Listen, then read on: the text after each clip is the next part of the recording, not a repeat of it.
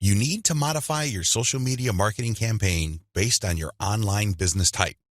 I know this video is going to throw a lot of people off, but people need to understand this.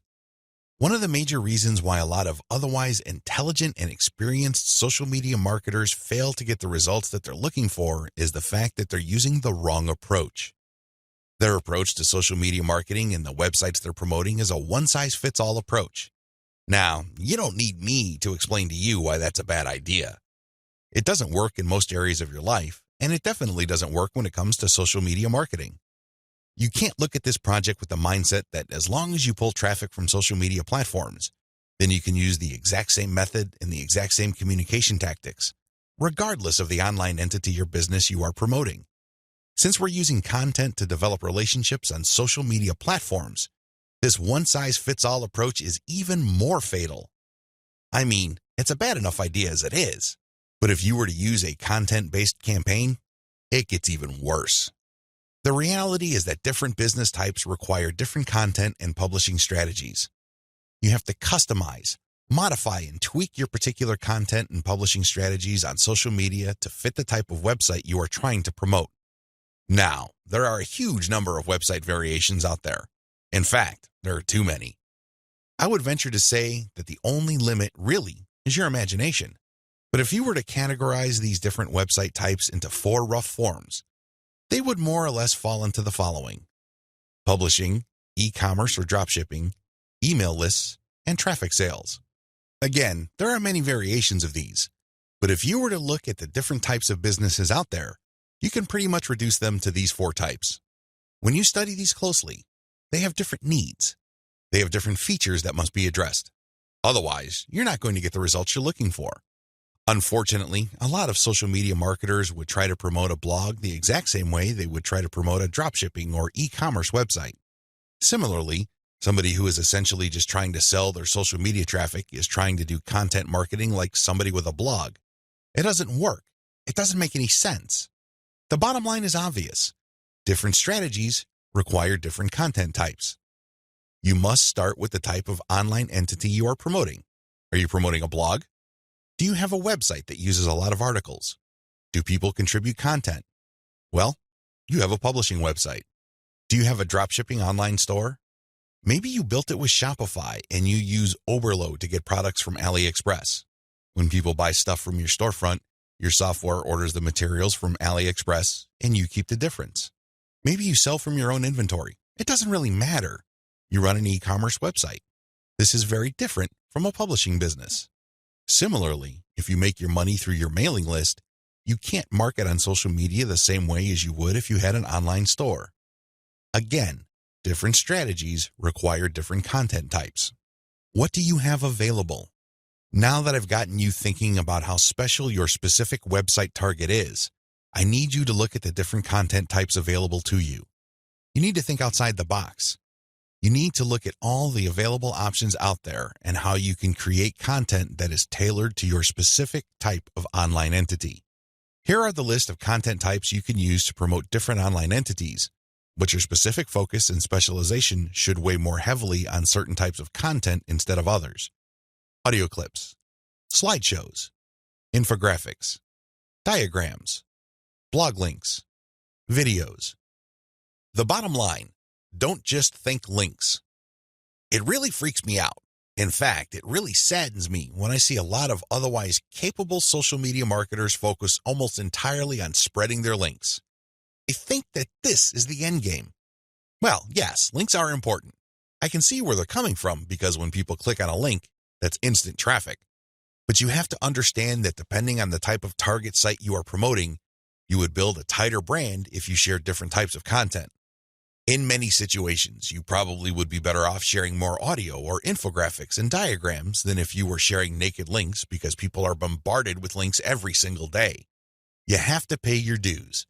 You have to become familiar enough to your target audience members using these different content types for them to eventually trust you enough to click on your link. Unfortunately, a lot of people have this in reverse. They start with the links, and when they get desperate, they then use other types of content. At that point, they're a day late and a buck short. Don't do that. Instead, use the derivative content first and then play up the links.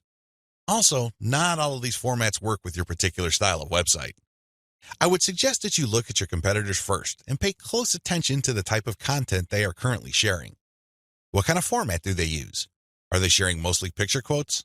Are they focused primarily on video? Do they have a special fondness for diagrams? This is not random. This is actually telling you all you need to know about how to appeal to your target audience members. This is no time to be revolutionary and come up with something new completely out of left field. That's not going to work. There's a reason why your competitors are not doing this. At this point in the game, you should focus on what everybody else is doing and reverse engineer their formats. Once you have established a distinct brand, then you can experiment with different formats, different ways of doing things, and possibly coming up with something that is distinct to your brand. But until and unless you reach that point, you need to focus first on reverse engineering what everybody else is doing. In other words, let them do your homework. Focus on what they're doing right and build on it. Figure out their areas for improvement and come up with a more compelling offer. Pay attention to what they're not doing. Avoid those because obviously it doesn't pay. I hope I'm being clear here. Make sure that your content types as well as your sharing strategies fit the type of business you're in. A little bit of reverse engineering can definitely go a long way. The classic way to do social media marketing and why it is a waste of your time. Before I jump into the actual meat and potatoes of this training, I need to devote some real estate to how other people are doing social media marketing. I need to do this because it's very tempting for people to engage in the same practices. I can see where they're coming from. It is easy. It's like seeing some chump change in front of you, and it's almost irresistible to fight the urge of bending over and picking up that change. But when you do that, it will throw you off. It will give you a false sense of incentive or reward, and don't be surprised if you end up giving into your worst instincts, only to walk away with less than nothing. This happens all the time because human beings, being the way they are, would always take the path of least resistance. Who can blame them? But by warning you about how this works out, it is my hope that you stay away from this and focus instead on investing your time, effort, and energy on the right way to do things. The classic approach to social media marketing. So what is the classic approach to social media marketing? Well, it's actually quite simple. Whether we're talking about Instagram, Twitter, or Facebook, you need to only follow, like, or friend people who are interested in your niche. You connect with all these people, and then after you have followed them, a lot of them would actually follow you back. For example, on Twitter, for every 100 follows, don't be surprised if maybe 20 to 30 people follow you back. Now, this is where it gets really bad. Classic social media marketers would then spam their followers. They would just send all sorts of unrelated garbage, and then they would unfollow. Do you see the pattern? Follow, get followed, spam, unfollow. I wish I could tell you that they do this sporadically, but instead, these self-professed professional marketers use all sorts of sophisticated software to do this. Up until a few years ago, this worked like a charm. This was a great way to get a lot of Twitter traffic, but not anymore. This pattern instead can get you banned. More importantly, whatever traffic you do manage to get using this tactic is not going to be any good. Why? There's no targeting. You're not pre-qualifying these people who would follow you. The only reason why they followed you in the first place is because you followed them first. Where's the selection there? Where's the targeting there? Now, you can make wild guesses, but ultimately, it's a volume game and it leads nowhere. The return on effort is not there.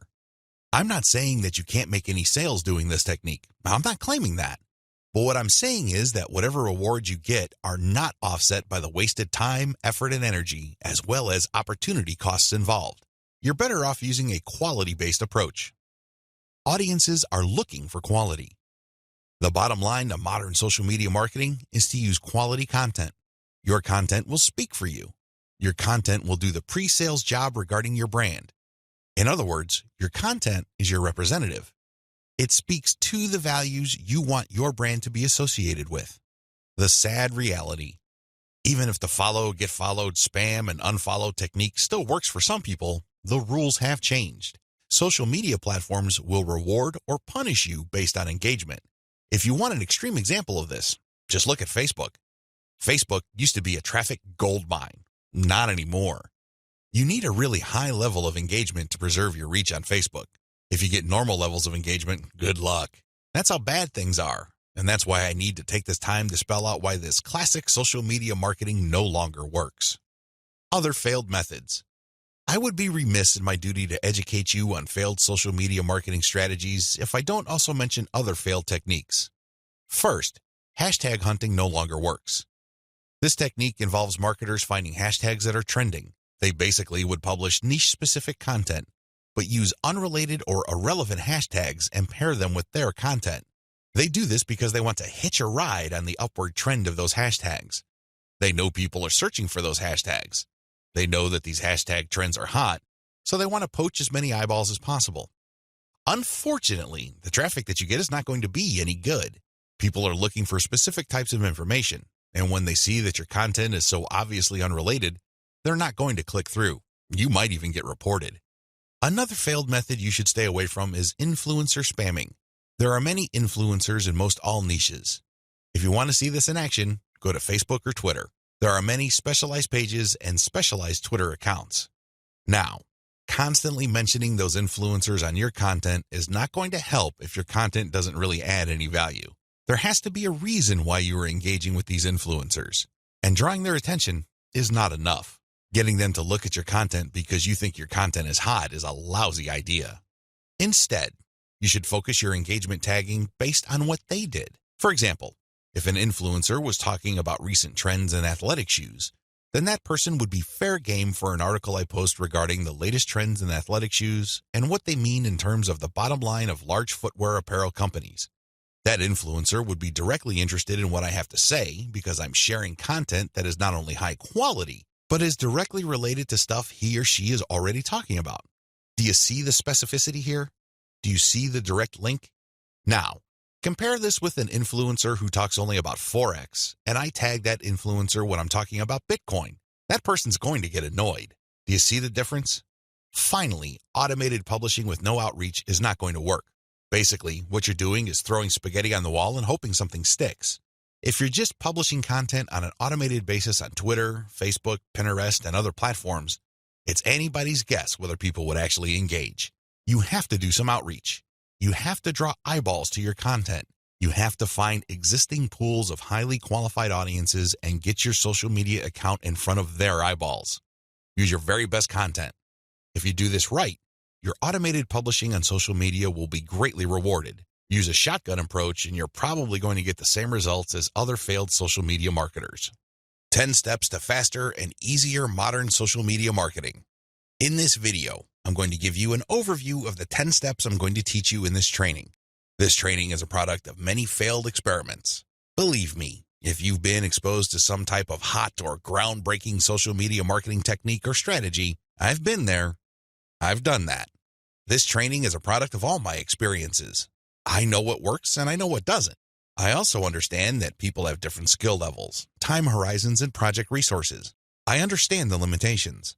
I understand most people's concerns regarding social media marketing. Accordingly, I've come up with a 10-step program that appeals to most social media marketers, regardless of how small or how big their budget is, and regardless of their skill levels. If you're looking for a truly effective social media marketing game plan that you can set up to pretty much work on autopilot, this is it. Please understand that these steps that I'm going to lay out are exactly that, steps. You need to follow them. You can't skip a step. You can't assume that since I mentioned certain keywords or I'm talking about certain themes and topics that you have mastered this already. I need you to look at all this information with an open mind and pretend you are learning social media marketing all over again. If you don't have that mindset and you are all too eager to skip steps, don't be surprised if the plan that I'm teaching you will not work for you. How can it? You zip through it. You rushed. You skipped through certain key parts. You need to be patient with this program by going through each step. Don't go to the next step until you've mastered the step you're on. I know you're busy. I know you don't have the time, but you need to do this right. Otherwise, you only have yourself to blame if things don't work out. Are we clear? Okay. Here are the 10 steps to faster and easier modern social media marketing. Niche research and targeting. Content curation. Reverse engineer your competition's top content. Create fine-tuned payload content. Market your mailing list right. Unlock the power of repurposed multi-platform content. Automate content sharing. Scale up your targeting. Sell to your list differently. Reinvest your profits the right way. Those are the 10 steps. I know they sound pretty simple. They definitely appear pretty straightforward, but the devil, as always, is in the details. See you in the next video, how to do niche research and targeting the right way. I can't even begin to tell you how many times I've run into social media marketers and they automatically want to know about traffic generation. Forget about niche research. Forget about consumer intelligence. Don't worry about setting up the right site to get in front of the right target audience eyeballs. Let's just skip straight to the good stuff. That's the kind of mindset that I run into all the time. And that's why a lot of people struggle in this game. You have to understand that until and unless you find yourself barking up the right tree, you're just going to be chasing your tail. I know I'm using a lot of dog analogies, but these are the most appropriate. Most people are simply just chasing their tails and wasting a whole lot of time doing stuff that doesn't really add to their bottom line. A lot of these, and I would guess all of them, can be quickly dispensed with if people only did niche targeting ahead of time. In other words, know your audience. Since you have a clear profile of who your target audience is, the next step is to go to these different social media platforms and find them there. Believe it or not, whatever it is you are promoting, regardless of how esoteric, obscure, or weird it may be, there are already people on social media platforms talking about or showing interest in whatever you are promoting. I know it sounds crazy, it sounds weird, but it's absolutely true. Your job as a marketer is to find those audiences on these social media platforms. The way to do this, of course, is to identify your business's target audience. Sadly, most marketers don't even bother with this. Instead, they just look at social media marketing as a simple task of finding traffic. That's it. That's the name of the game. That's all there is to it.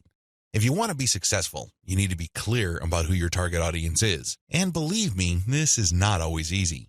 You're going to run into the temptation of making educated guesses about who your target audience members are. Most of the time, that doesn't work. Thankfully, there is an easier way. The more you take random shots in the dark, making all sorts of wild guesses, the more money and time you will lose. There's a shortcut here. Find your competitors. Seriously, just find them. And let me tell you, regardless of how weird, esoteric, or seemingly unknown your niche is, there will be at least one competitor on social media. Find that organization or business and let them do your niche and target audience research for you. Since they've already started and are already speaking to your audience, find out who your competitors are and look at their social media profiles. Reverse engineer who they're following. Pay attention to who they're targeting. Look at how they categorize themselves. In the most simplest terms, pay attention to the hashtags they use with their content. These clues should be enough to give you an idea of where to start. This way, you get a head start. You're not completely stuck in the dark and absolutely clueless as to what to do. Instead, you have some objective, tried and proven information you can work with. Pick your target niche. You have to remember that every business can be positioned in at least one of two ways. The bigger your niche, the more angles you would have at your disposal. You can look at different subsegments of your niche. You need to understand how this works because you might think you have a clear niche, but it may well turn out that there are many different layers or tiers to that niche. There might be different subsegments there. You should have a clear understanding of what your niche is generally and what subsegments exist within that larger niche. Again, you can reverse engineer your competitors to take a stab at this. Regardless, you need to do this. You need to get this information. Now that you have an idea of what your target niche is, go to the different platforms like YouTube, Facebook, Twitter, and Pinterest. Now, look at whether these places have sizable content areas or messaging areas like Facebook pages, groups, Google Plus communities, Twitter hashtags, Pinterest pinboards, and existing YouTube channels. Pay attention to these places and see if your niche is big enough on those different platforms. If you notice that a particular platform doesn't really feature that much content for your specific niche, this is a red flag. The demand may not be there. The audience size might not be worth your while. On the other hand, if you see there's a lot of videos regarding the topics that you're going to be hitting, this may be a good sign. But you need to do another level of analysis. Pay attention to the number of competitors you have. If there seems to be a huge number of competitors fighting over the same niche, then this is going to be a problem. But if it turns out that there's a lot of content targeting your niche, but they're only produced by a handful of people or organizations, this is an encouraging sign. Also, pay attention to how active your target audience members are. Look at the content that's being shared regarding your niche. Do you see a lot of engagement? Do people share this stuff? Is this hashtag quite prevalent? Look for these and other objective indicators of activity. When you wrap your mind around these indicators, then you should have a clear idea of whether you should target your niche at a particular platform or whether you should ignore a platform altogether.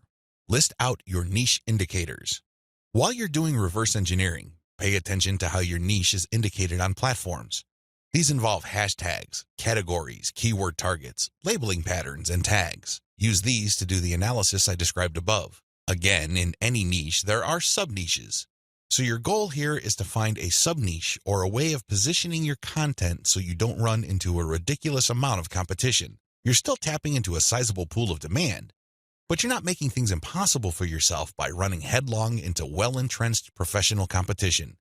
You will probably need to keep experimenting with different sub-niches until you find one that is promising enough. Content curation, your secret social media marketing weapon. Now that you have picked the specific sub-niche that you're going to be targeting, as well as finished doing advanced research on where your sub-niche or niche segment audiences are located on social media platforms, the next step is to find content. I've got some good news and some bad news.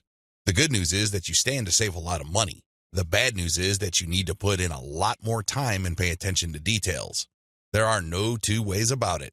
You cannot drop the ball when it comes to the quality of the content that you are going to be sharing on your social media accounts. Each and every piece of content you share must build your brand. This is non-negotiable. You can't just pick random pieces of content that somehow, some way has something to do with your niche.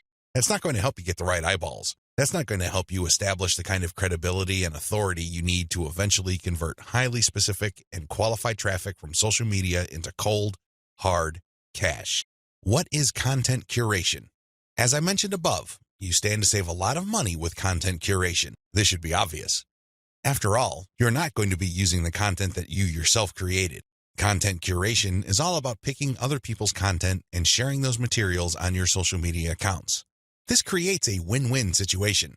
Since you're sharing links and descriptions of such content, the creator of that content gets free traffic. You, on the other hand, get to build up your credibility because people are rewarded for following your accounts with highly targeted, highly specific, value-added content. Everybody wins. The user wins, you win, and of course, the original content creator comes out ahead. This is how it's supposed to work. You win big time because you save a tremendous amount of money not having to create a huge amount of original content.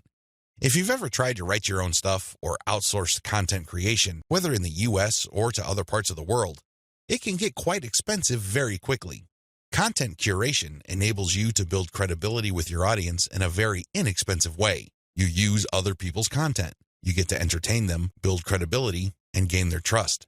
The downside here is the time. Sure, you're not spending greenbacks, but you're definitely going to be spending time. As I mentioned above, you cannot be indiscriminate when you are trying to do content curation. Whatever goodwill you have built up for your brand will go up in smoke if people catch on to the fact that you are just randomly curating and spreading low-quality content that may have something to do with your niche. That's not going to cut it, not by a long shot. Adopt the right content curation strategy. Now that you know where your target audience members are on social media platforms, you build credibility by populating your social media accounts with highly credible, high-authority third-party content. This is called curation. In between those materials, you're going to be sharing your own original content. From time to time, you're going to call people to action to take a look at the incentives you're giving away for them to join your mailing list. This is how you play the game. When people follow you, they are rewarded with top-notch content. It doesn't really matter whether you produced that material or it was written by somebody else. Your followers get rewarded for following your account. They get niche-specific material. Eventually, you build trust with them because you only send them the very best materials. They start paying attention to your own materials. More importantly, they start noticing the content you share, which actively encourages them to sign up to your mailing list. This is the key. You intersperse your own original content. You create an impression of quality in their minds because you're sending only the very best third-party content. You then mix in your own original content, which is of the same quality as the other stuff you're sending. Eventually, they warm up to your brand, and this is where your call to action content comes in. You call them to action regarding the freebies you're giving away. Maybe you're giving away software, a booklet, discount codes, or even a full-blown book. It doesn't matter. You are ethically bribing them to enter their email addresses so they can download the incentive. That's how you build up your mailing list. On top of all this, when people join your mailing list, You call them to action to share the emails that you're sending them. Maybe you should ask them to forward that email to their friends. Maybe you would want them to copy and paste the material and post it on their Facebook wall. The best part to content curation is that it's very easy to automate. Seriously. This is one way of content promotion that is very automation friendly. You only need to get the URLs of the third-party content that you're curating and plug them into an Excel sheet. You then convert the file into a CSV file, which is then imported by social media scheduling tools like Hootsuite and Social Oomph. You don't have to manually enter anything. You don't have to schedule everything by hand. You can do all of this through software. Isn't that awesome? You get to build credibility while at the same time minimizing work. Now, with that said, you need to pay special attention to the content quality. High attention to detail is the key. You have to resist the temptation of running basic keyword searches on Google or on social media platforms and grabbing anything that is somewhat related to your niche. That is a one-way ticket to brand destruction. You worked hard to build your social media brand. It really would be a shame to see it all go up in smoke because the content you're curating is very unpredictable when it comes to quality. There may be several days when you're sending the very best, cutting-edge reports on your niche, followed by a few days of just completely worthless content. What do you think prospective fans would think? Either they would think that your brand is unreliable or you're unprofessional. Whatever the case may be, you're not going to be convincing people that your brand focuses on the very best in your niche. You need to be very discriminating when you select your content. You have to read through the materials. Make sure that the content is alive, updated, and well-written. This, of course, takes time. The trade-off, obviously, is that you don't have to spend money. Regardless, you need to pay close attention to the content that you're sharing because it represents your brand. The quality it contains either makes your brand look good or erodes your brand. It's your choice.